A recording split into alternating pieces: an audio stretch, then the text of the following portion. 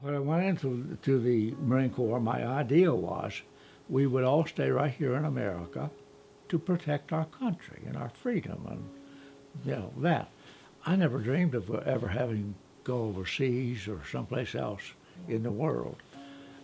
I'd never heard of Japan. I'd never heard of the South Pacific. I don't think.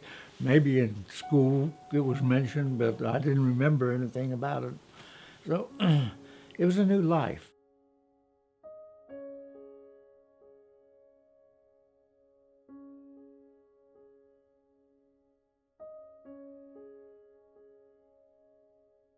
Combat naturally has always an impact on people's lives because you're seeing things that you would have never dreamed you would ever see.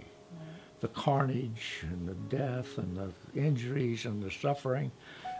Nobody ever dreamed that they would have to go through that. It had a tremendous change on my life. I think it improved. It gave me a different perspective of life and the value of life and how important life really is and how quickly it can disappear.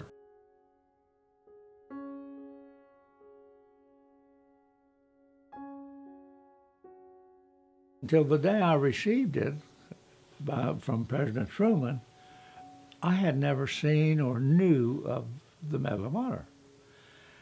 And I didn't know the impact and change it was going to have on my life. I finally learned, and I didn't know this until several years after, two Marines had sacrificed their lives that day, protecting mine.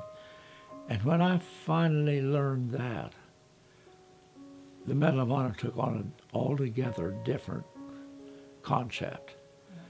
It's not mine, it's theirs. They sacrificed so that I could be the possessor of it. Things that happen in families have a trend. My father died when I was 11, and he died of a heart condition. My oldest and only sister died at 59, and she had a heart condition. I've always been extremely active in my life, but then all of a sudden I began having shortness of breath and palpitations, and I couldn't figure out what was happening. My heart was just racing, beating. Even though I wasn't doing anything, it was beating real fast. Now, I didn't have a whole lot of pain, but I could tell. I'm short of breath, and I could tell that there's something going on.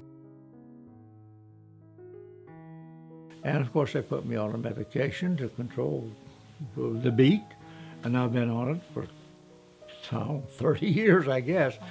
But if somebody experiences that kind of a feeling, or they don't feel well, or they're running out of breath, or they really need to go see somebody instead of trying to diagnose themselves. And so I encourage anyone who is having symptoms of any kind, that chest pains or shortness of breath, or they feel like their heart is beating faster than it should when they're sitting still, go see somebody. You only have one life.